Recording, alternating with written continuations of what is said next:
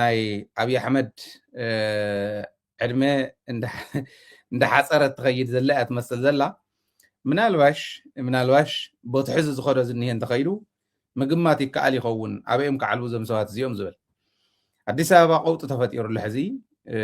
ترأسنا ون نسي زبل نجرجن فخر أمون كن رينا فخرا أبي أحمدن ملسي ناي حوحتن أمونغو تنكف نابلنا يخن كدينا أوزيو تناي أديس أبا بقلسي نمقمات توترت بسلسة بربعة خرناعي بسلسة بربعة وجنيو تناي أديس أبا حيال وترت حيال شنكت أتيزنه قدامي ناي سومالي لاند بانديرا صرت زعبه مالتيو ناي سومالي لاند بانديرا دنجت من كم سقلا زيت فلت نحبرت أفريقيا أخيبا الليو أديس أبا خمت فلتوه مراحتي ني أفريقيا هجرات يموت اللو نايزن أفريقيا هجرات بانديرا يسكال اللو ناي سومالي لاندون تسقلا أجات أمي قديمهم زرعيو قب بلوما مالتي كم زاتري وازل لهم ناي سومالي لاند بانديرا تسقلا already قب بلوما جن ببربز يتسقلي لندي إذا أمن أنا بعلامة يمسقلهم ويلي إذا أمن بعلامة من تايز بال بدن بخا أمطلكم هنا يبقى علي نيتيوبيا خمس الله زخيل حدا جاجن كن قمتو خاب نخيل نلعلي حزي مسناي كالوت أفريقيا هجراتنا سقيلنا يخولن هاجر دي يكون تنزبل من الصوماليا مسناي صوماليا مرحي قدمي قلت سمون أب كل الصوماليا ناي جبوتن ناي صوماليا مرح تحيزو إيدو خمسين نابلة أما أخل كتما جغجغا يزور كم زنبرر يهم قال بقالون بعلم تزارو بدبلوماسي درجة صوماليان جبوتن كحجزنا أيوم إلهم نا إثيوبيا دبلوماسي أبيد صوماليان أبيد جبوتن أودي مخانم بتجوار نجيرمنا حزي صومالياويان ويوللو رايوهم ناي مقارشو أكتيفيستات ناي صوماليا أكتيفيستات ناي صوماليا ميدياتات ناي صومالي لاند بانديرا كمي جيروم أبناء أفريقيا حبرت مقمت زخونت كابيتال زخونت أديس أبابا يسقال هاجرنت ناي أفريقيا حبرتون كم حبرت تقايم وندهالله ناي أفريقيا هاجرات كم بقلون تقايمون اندهالله صوماليا ون أكل أفريقيا حبرت كوين اندهالله نصومالي لاند يقبأ أنا يكون انتظار بايحزي اتبان ديرا مسقال كم يزبله صقم كم صالم كم زخل أو دبلوماسي أميز نقرأكم زلوا ስለዚህ ንስተወሰና ሰዓታት ተሰቂላ ቀጥታ ብናይ ፀጥታ ሓይሊ ተጓዮ መውሪ ደማ ግን ሪኦም ናይ ሶማሊያ ኢንተለጀንስ ካብ ናይ ኢትዮጵያ ኢንተለጀንስ ዝበልፅ ምዃኑ ኣብ ኢትዮጵያ አዲስ አበባ ሶማሊያውያን ኣለው ማለት እዩ አልዒሎም ሰዲዶምሎም ነገር ተባሪዕ ኣላ ሕዚ ኣብ ማሕበራዊ ሚድያ ናይ ሶማሊያ አክቲቪስታት ኣብ ናይ ማሕበራዊ ሚድያ ናይ ሶማሊያ ሚድያታት كتريو يهم يوعوا على صومالياويان تقطعهم يوم لك عفتنا موزيوم الكبابي مسكلة الدوابي أو دي سبب موزيوم كبابي إيه تسقيل زرعهم بس تحيلتات كعوري دلو مالت إزيو تحدو وطرتيو 3-4 خرنا عيتو وطرته ودي سبب نيلوكمي سبر زينانا حدا زي سلازي صوماليا تقطع على إثيوبيا كتقورو زي يقبعنا قرقير على إسرائيل كابز تقبلتها هاجرنت ناي سومالي لاند إسرائيل كابز تقبلت الله زين سكعز حز ساعات سوماليا ون دبلوماسي أتسرح الله نسومالي لاند من لسانا وهاجران متاو سومالي لاند ون دبلوماسي أتسرح الله كالوت هاجرات كم إسرائيل زولا قبلها مس إثيوبيا ون توقع إعلاني رأيا وعلا زنبرة إثيوبيا ناي بحر الليز كتركب سومالي لاند قاعد إثيوبيا تقبلنت كتركب ناي مجمر هاجر كتكون إثيوبيا ينير ግን ኩናት ክትውላዕ ተዳልያ እያ ነይራ ዓረብ ሊግ እውን ኣውፂላ መግለፂ በዓል ግብፂ ኣውፅናላ በዓል ቱርክ በሉ በዓል ካልኦት በሉ ኣውፅኦም ተጠንቀቑ ኢሎሞ ከምዚ ዓይነት ድርድር ምግባር ይከኣል ባሕሪ ረኺብና እንኳዕ ደስ በለካ ኢትዮጵያዊ ኢሎም ሃተውተው ምስ በሉ እቲ ናይ ኢትዮጵያ ዲፕሎማሲ ውዳቕ እንዲ ፖለቲከኛ ናይ ኢትዮጵያ ከም ዝበለ ውዳቕ እንዲዮም ሕዚ ባሕሪ ረኺብና ኢና እንኳዕ ደስ በለካ ኢትዮጵያዊ ምባል ምስ ጀመሩት መጠንቀቕታ ምስ መፀ ጠጠው ኣቢሎም እስራኤል ሰሪሓትሉ እስራኤል ረኺባት ድሕሪዚዩ ማንም ሃገር ተቐቢለከ ይበለታን ክቕበላ ኣለዎን እየ ዝብል ኣነ ምክንያቱ ናይ ናፅነት ተቃለስቲ እዮም ናፅነት ደልዮም እዮም ዝቃለሱ ዘለው ነፃ ሃገር ክንከውን ኢና ኢሎም መሰል ዓርሰ ውሳነ ክቕበሉ ኣለዎም ንሕና ከም ተጋሩ ንመሰል ዓርሰ ውሳነና እንቃለስ ኢና ኢልና ንመሰል ዓርሰ ውሳነና ንምቅላስ እውን ተዳሊና ዘለናሉ እዋን መሰል ዓርሰ ውሳነ ክኽበረለ የለዎን ዝብል ክኽበረሉ የብሉን ክንብል ኣይንኽእልን ኣብኡ ኣይኮነን ተቕዋመ ኢትዮጵያ ግን ዝረገፀቶ ጭቃ አንሸራቲቶ በኢ ከብፅሓ ዝብል ንምርኣይ ከኽእለና እዩ እቲ ሕዚ ዝብሎ ዘለኹ ታ ባንዴራ ምስቃል ንባዕላ ብርግፀኝነት ሶማልያ መግለፂ ክተውፃሊ ኣፍሪካ ሕብረት እውን መግለፂ ከውፃሊ ወይ ኢትዮጵያ ከም ኢትዮጵያ ይቅርታ ክትሓትት እያ እዚ እንተዘይገይሮም ግን ዲፕሎማሲኦም ድዋዕዋዕ እንዳበለ ንታሕቲ ከም ዝወርድ ኣይትጠራጠሩ እዩ ሓደ ውጥረት እዚ ካልኣይ ውጥረት ኣዲስ ኣበባ ዝኒው ባንዳታትና ናይ ባዕልና ተጋሩ ኢልና ንሓስቦም ዝነበርና መራሕትና ኢልና ንሓስቦም ዝነበርና ባንዳታት ኮይኖም መገልገልቲ ኣብይ ኣሕመድ ኮይኖም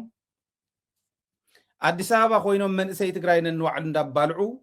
ብዓፋር ብሰቆጣ ብፀለምቲ እንዳምፁ ዘባልዕዎ ዝነበሩ እቲ መንእሰይ ሕዚ ዝተረዲእናኩም ናብ ገዛና ድኣ ናብ ህዝብና ድኣ ኢሉ ምምላስ ምስ ጀመረ ትማል እውን ኣብሲርናኩም ኢና ሎሚ እውን ይቕፅሉ እዮም ዘለው ሎማዓንቱን ዝኣተው ኣለው እዮም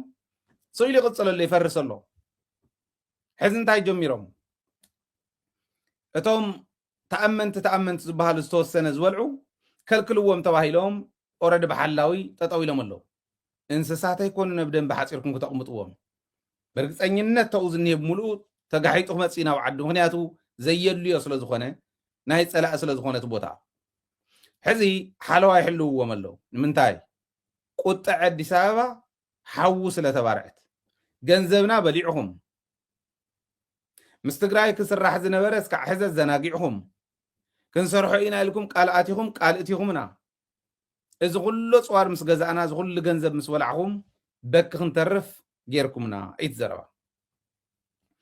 እዚ ምስ ኮነ ሕዚ ትማል እውን ዝተወሰነ ሶሪ ቅድም ኢልና ንጉሆ ከባቢ ብናትኩም ዝተወሰነ ቅሪብና ነርና ንሳ ንእሽተይ ሪቫይዝ ገብረልኩም እየ ናብታ ሕዚ ኣቂዶማ ዘለው ጉዳይ ከዓ ክወስደኩም እታ ናይ ዓንቶ እንታይ እያ ነይራ ኣብ መንጎ ሓይሊ ክሕደትን ኣብይ ኣሕመድን ሓያል ባእሲ ተፈጢሩ ኢና ኢልናኩም ዓንቶ ንጉሆ ብናህና ብናይ ኣስትራልያ ኣብ ትግራይ ምሸት ትማሊ ማለት እዩ ዘሕለፍናየ እዩ ቀትሪ ንጉሆ ብናይ ትግራይ ቀትሪ እውን ብዝተወሰነ መልክዑ ሕሊፍናየ ነርና እንታይ እያ ትብል ባእሲ ተፈጢሮም መንጎኦም ገንዘብ በሊዕኹም ኣባኺንኩም ፍረ ዘየብልኩም ኮይንኩም ረኺብናኩም ኣለና ካብ ፅባሕ ዓርቢ ጀሚርኩም ካብ ሎሚ ማለት እዩ ትማሊ ስለ ዝኾነ ተባሂሉ ዝነበረ ካብ ፅባሕ ዓርቢ ካብ ሎሚ ዓርቢ ጀሚርኩም ናይ ፕሮፓጋንዳ ስራሕቲ ክትጅምሩ ህዝቢ ክትእምኑ ኤምባሲታት ክትእምኑ ሕወሓት ኩናት ክኸፍት ኢልኩም ክትእምንዎም ምስ ሻዕብያን ፋኖን ኮይኑ ሃገር ከፍርስ ኢልኩም ክትእምኑ እንተዘይክኢልኩም ትዘባኸንኩም መስኡ ኢለ ይተርፍን ዚ ዓይነት ጉራ ተጎሪኖምሎም እሺ ንጉስና ኢሎም ወፂኦም ዳሓር ግን እቅድ ኣቂዶም ታእቅድ ነጊረኩም ተመሊስኩም ሓደራኹም ኢለኩም ናይ ደደቢት መረዳእታ ክንደይ ናይ ዝኣክል ፒውር ምዃኑ ክትረኽብዎ ኢኹም ተመሊስኩም ረኣይዎ ኢኹም ታ ቅድሚ እዚኣ ዋላ ምስ ሚኪ ዘሕለፍናያ እውን ረኣይዎ ኢኹም ዳሓር ትእቅድ ዝኣቅድዎ እንታይ እዩ ትልሞም እንታይ ቀዳም ብሽም ደለይቲ ለውጢ ዓንተ ወይ ዘንበብክዎ እያ ዘንብብ ዘሎ ቀዳም ብሽም ደለይቲ ለውጢ ፅባሕ ቀዳም ማለት ብሽም ደለይቲ ለውጢ ዝንቀሳቐሱ ኣብ ኣዲስ ኣበባ ዘለዉ ኣብ ትግራይ ፀበል ጻድቃን ዝበልዑ ዝነበሩ ብሽም ደለይቲ ለውጢ ዝንቀሳቐሱ ሕዚ እውን እዚኣቶም ኣኪብኩም ተልእኾ ክትህብዎም ኣለኩም እዮም ተባሂሎም እዚ ኣቕሪቦምሎም ፀዲቁሎም ተልእኾ ክንህብ ኢና ኢሎም ገንዘብ ኣብ ትግራይ ከይንቀሳቐስ ካሽ ኣብ ትግራይ ከይንቀሳቐስ መንእሰይ ናብ ናዕቢ ክለዓዓል ክንገብር ኢና ኢሎም እዚ እውን ፀዲቁሎም ኣብ ትግራይ ግበር ደ ይግበርን ክንርኢና ኣዲስ ኣበባ ትግበር ኣኺዋ ክነግረኩም እየ ሳያታ ሰበርና ተኻልአይቲ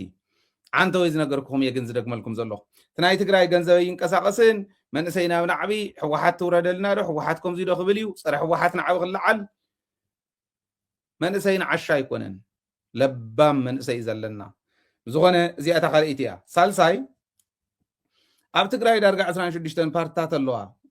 ፋይዳ ቢስየን እዚአን ኩለን ሕወሓት ዝቃወማ ክትገብርዎን ንምንታይ ዘይከኣልኩም ኣብቲ ናይ ናዕቢ ተሳትፎ እውን ክህልወን ክትገብሩ ክትክእሉ ኣለኩም ኩናት ኣይንደልን ሰላሚና ንደሊ ብህፁፅ ፌደራል ይእተወልና ልበበል ፌደራል መንግስቲ ብህፁፅ ይእተወልና ኢለን ክፅዋዓ ዘይትገብሩ ይብሉ ፓርቲታት ኣለዋ ኢሎም ኣሚኖም ከይመስለኩም ፓርቲታት ከም ዘይኮና ይፈልጡ እዮም ተን ፓርቲ ዝኾና ፓርቲ እየን ተን ዘይኮና ግን ኣይኮናን 16 ዝበሃል ፓርቲ የብልና ንሕና ይንፈልጠንን ግለሰባት ወረቐት ስለ ዝሃቡ ፓርቲታት ክንመፆ ኢና ኤኒዌይ ፅንሒልና እዚ ይብሉ ራብዓይ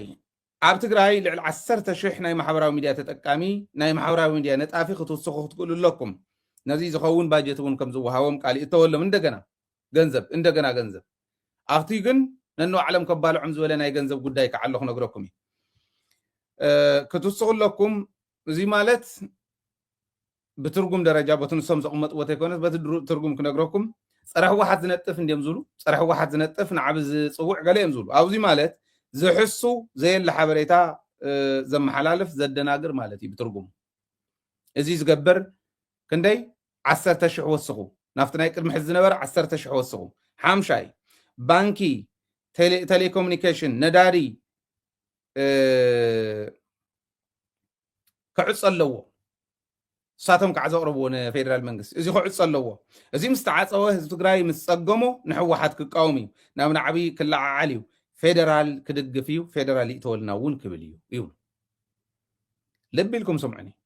ልቢ ዘለዎ ልቢ እዚአን ውሰዱ ፕሮሰስ ግበርዎን እንታይ ይሕሰበልካ ከም ዘሎ እንተፈሊጥካ እንታይ ከም ትምልስ ትፈልጥ ጅግና ህዝቢ ኢኻ ህዝቢ ትግራይ ደጋሃሉ ይሽጣሃሉ ኣነ እቶም መሕፈርቲ በቲ ጭቃ ርእሶም ኣብ ትግራይ ኣትዮም ዝገበርዎ ስለ ዝፈልጥ እንታይ ክሓስቡልና ይኽእሉ ኢልካስ ምዝራብ ይትረፍደኹም ዚገርና ረኺብናዮ ተዘይንረኽቦ እውን ይንለቆና እዚኣቶም ምሽጥር ብዝኾነ ኮይኑ ግን ብዋናነት ኩልና ከም ህዝቢ ክንዳለወሉ ዝግባአና ጉዳይ ከም ምዃኑ ደብረፅዮን እውን ኢልዎ ሓደጋ ናይ ህልውና እዩ ዝመፀና ዘሎ ሰራዊት ምቕራቡ ጥራሕ ኣይኮነን እቲ ዕላምኦም ህዝቢ ትግራይ ከጥፍኡ ክንበታትነኩም ኢና ተንበርከኹ ብረትኩም ኣውርዱ መሬትኩም ይቆርመም ስለ ዝኾነ ናይ መንነት ናይ ህልውና ጉዳይ እዩ እዚ ከዓ ንኩሉ ህዝቢ ትግራይ ዝምልከት ኢልዎ ትኽክል እዩ እሳ ከም ምዃና ኣብዚ ኣቕሚጠልኩም እኒኹ እዚአን ቃል ብቃል ስቴፕ ባይ ስቴፕ ሕዚ ዝሰርሕዎ ዘለው ፕሩቭ እንዳገበርኩልኩም ክኸደፍ ትሰበርና ሻድሻይ መሪሕነት ኩሉ ክቕየር ክንገብር ኢና ይብሉ እሳቶም እውን እቲኦም እውን ክቕየር ክኽእል ኣለዎ ይብሉ በበይ በባንዳታት በቶም ፀበል ፃድቃን ዝበልዑ ዝነበሩ በቶም ሕዚ መሪሕነት ክወሃበና ኢሎም ዝፅበዩ ተስፈኛታት እንብሎም ንሕና ማለት ተስፈኛታት ስልጣን ኤኒዌይ ኣብ ሓፈሻዊ ናዕቢ ዝግበረለን ኢሎም ዝፈለይዎን ዓድታት ክነግረኩም ሞ ክሰግር ናፍቲ እያ መቐለ ይብሉ ኣብዚዩ መቐለ ሰንተር ክንገብር ክንክእል ኣለና ንምንታይ ኤንጂኦታት ስለ ዘለዋ ኤንጂኦታት ናይ ኤንጂኦ ሰራሕተኛታት እንተፈሊጦም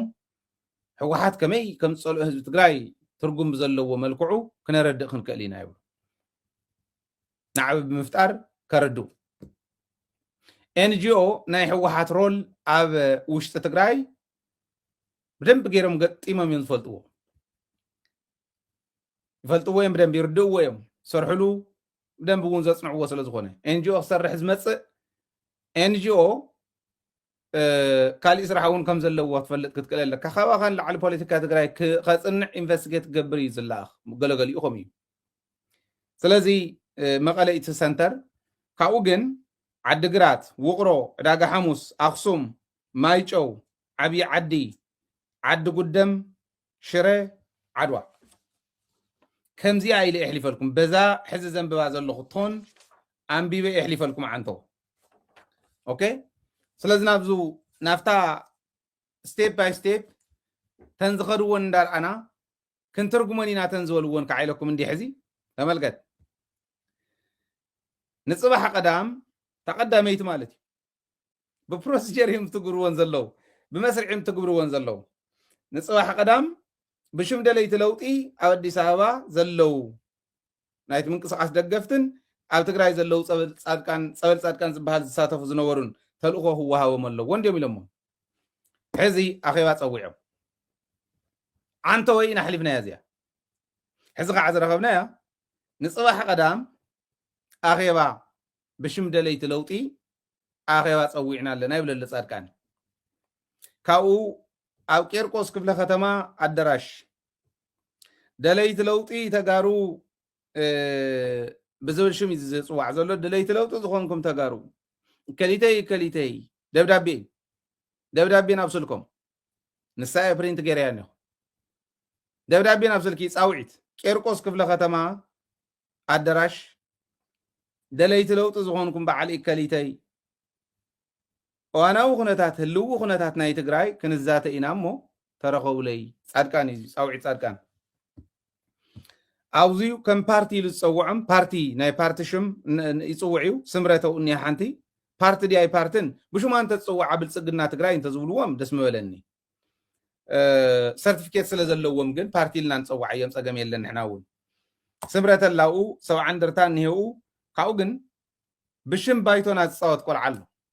ሓደ ቆልዓ እዮም ዝፅውዕ ዘሎ ብሽም ባይቶና ዝፃወት ክብሮም በረ ባይቶና ኣብ ትግራይ እያ ዘላ እንተሃልያ እውን ኣብ ትግራይ እንተሞይታ እውን ኣብ ትግራይ እያ ሽዋ እንታ ክትገብር ትኽእል ተውናይ ሽዋ እዮም ስምረት ንምንታይ ኣብ ትግራይ ክትመፅእ ኢልካ እዩ ክሕሰብ ዘሎ ትግራይ ክትመፅእ ይትኽእልን እያ ዕላማ ኣሸዋዊ እዩ ሰብዓ እንደርታ ዝበሃል ናይ ትግራይ ናይ እንደርታ ዝበሃል ወይ ናይ ትግራይ ዝበሃል ኣጀንዳ የብሉን ትግራይ እውን እንደርታ ከሊተይ እንዳተባሃለ ትፈላለ ይኮነትን ትግራይ እዩ እዚኦም መስረቶኦም ሽዋ እዩ ታባይቶና ኣብ ትግራይ ተመስረተት ግን ሽም ሒዙ ኸይዱ ባይቶይ ክኸስዎ እዩ ዘለዎም ቶም ባይቶና ቶም ዓዶም ኣብ ናይ ህዝቦም መስመር ዝኔው ክትትልና ክንደየናይ ከም ምዃኑ ብተግባር ኣረጋጊፅኩም ትኾኑ ኢኹም ዝብል እምነት ኣለኒ ንከታተሎም ኣለና ተን ዝገብርዎን ኩሎም እዚ ጥራሕ ግን ኣይኮነን ጉድ ክነግረኩም እዩ ሕዚ ገንዘብ 4.4 ቢልዮን ቅርሺ በሊዕና ኢና ኢሉ ተመስገን ነጊርና ንሕና ንፈልጦ 10.6 ቢልዮን ትግራይ ናይ ምብታን ገንዘብ ከም ተመደበ ንፈልጥ ኢና 10.6 ቢልዮን ትግራይ ናይ ምብታን ባጀት እዩ ናይ ለም ዘበን እዚ ሕዚ ንባንዳ ዝውሃብ ንስስዕ ዝውሃብ ገንዘብ እዩ እዚዩ ነቲ ሰራዊት እናተባሃለ ነቱ ሕዚ ሽፍታይ ንብልን ስለ ዝበልና ክንጥንቀቕ ኢና ምክንያቱ ቶም ዝሸፈቱ ቶም ኣዲስ ኣበባ እኒኦ እምበር ቶም ሕዚ ዝምለሱ ዘለው ንዓዶም ኣይኮነን ሰራዊት እናተመለሰ ምስ ሓመሰ ፍላይ ከዓ ኣብ ሰሙን እዚዩ ክብሪ ነቶም ጀጋኑ እዚኣ ዘፍርሱ ዘለው ጀጋኑ ክብሪ ንወታደራዊ ድሕነት ናይ ትግራይ ብግልፂ እዚ ምስ ተባሃለ ጌታቸው ጉዲና እዩ ሰብሲብዎ ጌታቸው ጉዲና ወታደራዊ ድሕነት ናይ ኢትዮጵያ እዩ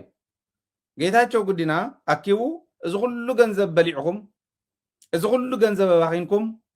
ኦዲት እውን ክትግበሩ ትኽእሉ ኢኹም ጭሩ ደይላትኩም ሓቀይ ብደንቢ ከም ኣምስወሎም ርግፀኛ እየ ኩሎም ኣካላቶም ሙሉእ ይኽርህፅ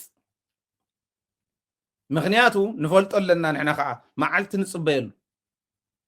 መዓልቲ ንፅበየሉ ዘለና ጉድ ኣሎ ንኣብነት ካብ ደገ በዓል መን ሰዲዶምሎም ተጋሩ እውን በዓል መን ሰዲዶምሎም ክንደይ መን ተቐቢልዎን ናብ መን ኣካውንት ኣትየን ናይ ኢትዮጵያ ባጀት እቱ ዓፋር ዘቕመጥዎ ምስኪን መንእሰይ ብሽሙ ብሂወቱ ዝግብሩ ሂወቱ እንዳገበሩ ዝነግድሉ ክንዲዚ ይደሊ ተባሂሉ ብሽሙ ዝወፀ ገንዘብ መዓት ገንዘብ ናብ ናይ መን ኣካውንት ኣትዩ ክልቲኦም ወደን ጥሩን ዘውዱ ኺሮሱን ንምንታይ ክደጋገፉ ክኢሎም ተስፋይ ንጉስ ከይቐርቦም ዝደለይሉ ምክንያት እንታይ እዩ ገንዘብ ተስፋይ ንጉስ ይኸፍለሉ ነይሩ ንወደን ጥሩ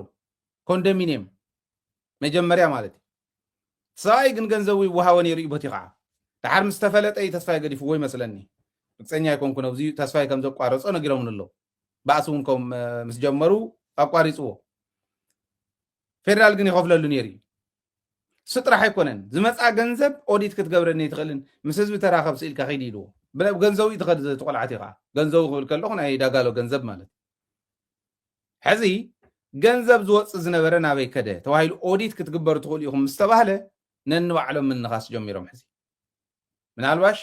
ዘውድን ወደን ጥሩን እኳ ዝተመሓቢሮም ዝሰረቑ ብግልፂ ንፈልጦ ማለት እዩ ብግልፂ ንፈልጦ ናበየናይ ኣካውንት ከም ዝኣተወ እውን እንፈልጦ ገንዘብ ሓቢሮም ዝወሰዱ ምናልባሽ ክልቲኦም እውን ክባልዑ ክእል እዮም ምናልባሽ ካልኦት ግን ነንባዕሎም ተባሊዖም እዮም ጻድቃን ዝወሰደ ገንዘብ ኣሰፋ ብርሃ ኳስ እንታይ ኣለዎ ኣብ ሰራዊት ሕዚ እንታይ ክገብር ኢና ወሲሉ ከምቲ ዝኒሄና ሓበሬታ እሱ እዩ ንሱ እውን እኒሄ ብፍላይ ወደን ጥሩን ዘውድን ግን ብዙሕ ከም ዝወሰዱን ኦዲት ክግበር እንተኮይኑ ንሶም ኦዲት ክግበሩ ከም ዘለዎም ከም ተጠቆሙን እዩ ዝሕበር ዘሎ ተሓታትነት ክሰፍን እዩ ኢሉ ኣሎ እንታይ ይርዳእኩም ሕጂ ኸ ደደቢት ኩሉ ግዜ እንብሎ ባንዳ ንጸላኢ ዘገልግል ካብ ህዝባውነት ዝተነጸለ ህዝባዊ መስመሩ ስሒቱ ዝኸደ ሃዲዱ ስሒቱ ዝኸደ ባቡር ማለት እዩ እዚኦም ከዓ መወዳእቱ እንታይ ምዃኑ ፍሉጥ እዩ ሃዲዳ ዝሰሓተት ባቡር መወዳእታ ፍሉጥ እዩ ህዝባዊ ሃዲዶም ዝሰሓቱ ባንዳታት መወዳእትኦም ፍሉጣት እየን ወይ መቃብር እያ ወይ እስር ቤት እያ እዚአን እንዳበልናዮም መፂና ኢና ሕዚ ነንባዕሎም መበላዕ ጀሚሮም ኤግዛክትሊ ይገርም እኮ እዩ ዓንተ ወይ ሕሊፍናያ ቀትሪ ብናተይ ቀትሪ ብናይ ትግራይ ንጉህ ሕሊፍናያ ሕዚ ቀትሮ ኣሎ ብትግራይ ሕዚ ሕልፋ ኣለኹ እዚኣ እታ ደብዳቤ ከይዳቶም ኣኼባ ተቆፂሩ ታይም ክቕፅሉ ደድሕር እዩ ኣብ ትግራይ ሶሪ ካልኣይ ገንዘብ ኣብ ትግራይ ከይንቀሳቐስን መንእሰይ ናብ ናዕቢ ክኸይድን እዩ ቀፂሉ ዘሎ ሓዝዎን እዚአን እነቱማ ሓዙ ከማ ክገብሩ እዮም ናዕቢ ተለዓል ክብሉ እዮም ሰላማዊ ሰልፊ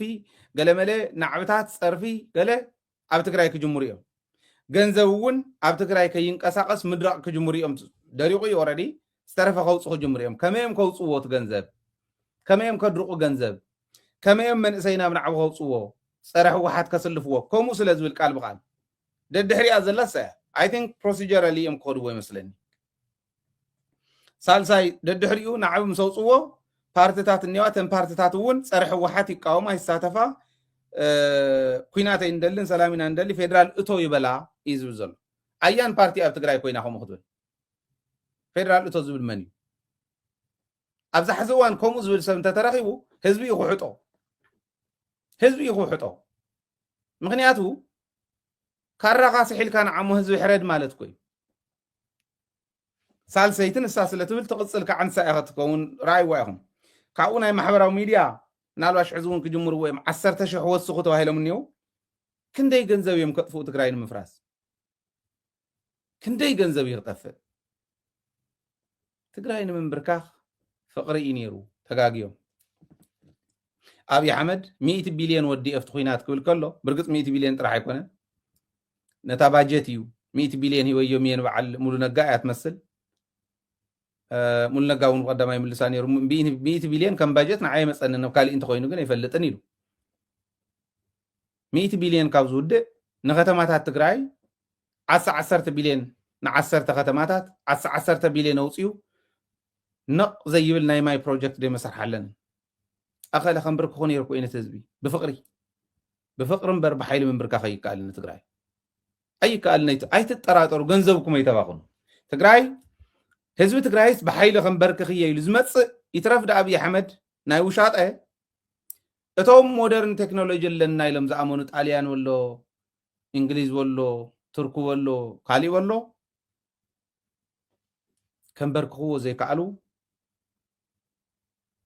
ከምበርክኽዎ ይትረፍ እሞ ናብ ጥቕኡ ክቐርቡ ከለዉ ባዕሎም ብዝመስከርሉ ብቅድሚት እንተረኣናዮም ብድሕሪት እንተረኣናዮም ብቅድሚት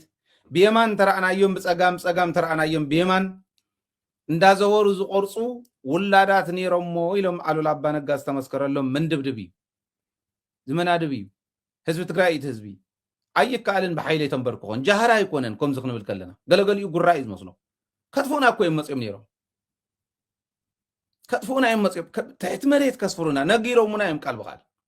ከምታ ዝማንያ ሓደ ሰብ ክነትርፎ ኢሎም መስዋዕትነት ዋላ ከፊልና ዘርእና ቅፂልና ክባር መስዋዕትነት ከፊልና ሃገራት ይኸፍላ ኣለዋ እየን ከምኡ ንሰን ስለ ዝኸፍላ ንሕና እውን ኳዕ ከፈልና ማለት ኣይኮነን ግን ከጥፉና ዘርኢ መርእና ከጥፉና ዝመፁ ኣይጠፋእናን ጅግና ስለ ዝኾነት ህዝቢ ተላፊኖም እንዲዮም ዳ መፅኦም ሃገራት ኮ እዮም መፅኦም ኢትዮጵያ መበል 12 ኢድ ናይ ኢትዮጵያ ትግራይ 12 ዕፅፊ በዝሒ ህዝቢ ዝሓዘት ክንዱ ዝኣክል በዝሒ ሰራዊት ዝሓዘት ታንኩን ባንኩን ሒዛ ናይ ኩሉ ሒዛ ባዶ ናብ ዝኾነት ዓዲ ዝመፀት ኤርትራ ትበሃል ዓዲ ሒዛ ኢሚሬትስ ትበሃል ዓዲ ሒዛ ሶማልያ ትበሃል ዓዲ ሒዛ በዓል ኢራን በዓል ቱርክ በዓል ግዛዕ ኮይና መፅያ ጭሩኦም ደጉሎም ከም ተሳዕረ ናይ ቆውዕ ብዕራይ ካህድሙ ከለዉ ንዝረኣየ ሰብ ትግራዋይ ማለት እንታይ ማለት ምዃኑ ብተግባር ንምምስካር ቀሊል ኣይከኣልን ከተንብርክዎ ይትኽእሉን ትባንዳ ከምኡ ክገብር ከሎ እዩ ከዓ ዝገርመኒ ሙቕዓ መርኣያ ባንዳ ረኺቦም እንዳሃሎ ዮሃንስ ገብረ መስቀል ገዝኡ ኮይዶም ዘይሓትዎ መዓት ዓሳስ ገሰስ ሒዙ መፅዩ ዮሃንስ እንተይኮነ እቲ ጅግናስ ህዝቢ ትግራይ መሬት ትግራይ ኣኽራናት ትግራይ እዮም ቶም ጀጋኑ ነይሮም ለካ ታደ ትግራይ ታ ብድሕሪ ተገልግላ ሒዛ መፅያ እናተሓብአት ጥይት ሕሊፋ ተኹልስያ ነይራታ ጅግና ለካ ተቦ ትግራይ ተወያናይ ብድሕሪት ዝተረፈ ዝቕርም ኣነ ክሓልፈልካ ወደይ ፅናሕ ንስኻ ንዓዲ ክትከውን ኢሉ ዝስዋዕ እዚኦም እዮም ነይሮም ለካ ቶም ጀጋኑ ዮሃንስ ዓሰስ ገሰስ ሒዙ ምስ መፀ ናብ ደቡብ ትግራይ ሓንቲ ፅፊዒት ናይ ጀነራል ህንፃ እያ መሊሳቱ ናይቶም ህዝባውያ ሳቶም እውን ተዝወፁ ካብ ማይ ዝወፀት ዓሳ ማለት እዮም ከማይ ነይሩ ንሱ እውን ቅድሚ ሕዚ ከምኡ ገይሩ እንደርግ ዝመልስ ነይሩ ጅግንነቶም ናይ ቀደመ ድምስስ ኣሎሞ መሬት ትግራይ ዓደ ትግራይ ኣቦ ትግራይ ተሓመድ ትግራይ ምናልባሽ ንዝኣምን ቶም ታወታት ትግራይ እውን እንተይተረፈ እዮም ቶም መሰረት ጅግንነት ማለት ቀልዲ ኣይኮነን ስለዚ ጻድቃን ከምዚ ገይሩ ዲሞፂ ሕዚ ንትግራይ ከንበርክኻ زيري إخوم 10,000 فولور 10,000 ናይ ሶሻል ሚዲያ ተጠቀምቲ ስለዝወሰኹስ ንትግራይ ከንበርክ ህዋ ማለት ዲ ግን ፕላኖም እዚ ከቕፅልዋ እዮም ፕሮሲጀራሊ ነግረኩም ኣለኹ እዚአን ሓዝወን ባንኪ ቴሌ ገለ እንተተዓፅዩ ምስ ፀጎሞ ናብ ሳይ ክወፅዩ 17 ዓመት ብጥሜት ዝነበረ ኮይ ኣብ ቃልሲ ተታሪክ ናይ ትማል ኮይ ናይ ወለድና ሕዚ እውን ነርና እያኮ ትሕቶ سعرني تسعرني كتفتنا الندوس ويس كساد كاهم زيجر كاختو النمو من تلك بلكا كويا كما كويا تحتو كل سكويا انت قد إمكا عدل لك كتسعر تغلي خا تسعر تغلي خا عين السعر مكعنا يبوتاتنا يكونن حجي كنزولنا زلو كاو قد إمكا من الباشون كتسعرني حز غار راس حيد كان عم حردي خا ويقمر في حيس كان عم حنقي خا كوم يزو بزلو انت مسئلنا نقدم انت يمصنا هلو سلام نبلوم لنا نعلم نقر لنا جيرفو نبلوم لنا بالله انت يلوم جن لو مخمت مالي يكونن لو مخمت مالي يكونن فخرهم بحنت قالي مليسوا دبرزين تغكل كعايو نحنا هنا نعسلو زلنا دبرزين كوم سلازولس دبرزين اير كوينو دبرزين درون كوينو دبرزين بكلاكيا كوينو يكون نقطم مرحيم تمص يوم كنقطمينا كم عام يكونن عناو تزي مص يوم كن سلامينا ندلي مريتنا ونملسلنا تمزابلتنا ملسلنا حتنا قلصيه حتنا يملس سلام نركب سلامكم رخبو سلام يكون تقطنا بلنا انتلكم جن سئلو زبتن تقراوا يلن اكواداس عملنا يكونن بحرينا يكونن ابصبيب اوان نتاخاخبينا يلو ابصبيب اوان يتاخاخبلو تسراوي تبتين زنبر شفيتو لنا يزنبرنا انت يترف حس شفتنت قريبنا يينا تقال تمريزو يملسلو تسترفون كمصي عاوزينا زلنا سلازي كمزي غيرهم مريحنا تكيرهم بعد صادقان زيريهم تايتو قربانو قريبو حزي دق حيزو مس دق كيندر جاردن كيدو زي ملالس منالباش ون مصاوتناي هصاونتي كيدو زي زناغا هصاونت اندار اي زنا زي بوليس قرص انت يلقى خفيلو بيرو ماكينه توهيواتو بوليس يدي يقرص ني يحجز اندن عدو حزب مصيص بصادقان زمر حساب كله يلو دو تقرا كمرحين تزبلو زعد مازي مصيص مخعز كله قد مسرحانه زعدي زمر حساب كلون يلو دي زخر زلس وي ملጭ ابيلنا تسبت فيو كالي مصاتنيا امصيو او سفار كمرح كمي اذا حسبو زله يغرمني صلينا يوكينا نينا عرينا عينا صلينا ينينا عدت تግራይ ጸሊአቶ ህፃን ትግራይ ጸሊእዎ ፈሊጥዎ ኣብናተይ ዕድመ ዘሎ ጸሊእዎ ዓበይቲ ዝበሃሉ ጸሊኦም ተዓድት መሬት ጸሊእዎ ስለ ዝኸድዖ ከመይ ጌርካ እንዳጸላእካ ሰብተይ ዘይመራሕኳ ትብል يقرمي تم زبالع زلون انه اعلم بجنزبون صباح نكو وي اسر بيت كنريو مينا وي مقابر كنريو مينا انا دسي بلنن تزي موت يحيش تزي الصور يحيش نعدم تزخد يحيش تزنبره صقم بعرق علينا اوكي كفيلنا كالي زغول سوات كفبيلنا ببوتات بديتات بمهران غيرنا علينا عدنا نقدم التنساقري حيش اي غون لكم نيا زل عالمكم بنديتكم كتنورن بر اي غونن مريت تግራይ يا تعتبتنا وانت قبيره سره تغارينا تعاتقنا تاسواي ليتن قطر نسرحو زي فوتينا يكون عده تግራይ كوم سلتدلي ابو تግራይ نسو سلازدلي مريت تግራይ تتግራዋይነት ባዕሉ ንሱ ስለዝደሊ ከምኡ ጌርና ፀላእትና ክነሽንፍ ስለዘለና ሕዚ ካብኣቶም ሓንቲ ካብቶም ዕርዮም ዝበንደዱ ሕዚ ረኣይዎም ኢኹም መብዛሕትኦም ቶም ፀረ ትግራይ ተሰለፉ ኣብ ስልጣን ዝነበሩ እዮም እሞ ከዓ ኣብ ሕወሓት ዝነበሩ እዮም ሕወሓት ሕዚ ሕንጉጓይ እያ ንዕኦም በቃ ሕንጉጓይ ገይሮም ምስእልዋ ትማሊ ሕወሓት ኢስካ ንቅድሚት ይብለና ከም ዘይነበረት ትብለና ከም ዘይነበረት ሎሚ ሕወሓት ማለት ሕያ حوح كي تقروا كم زلكا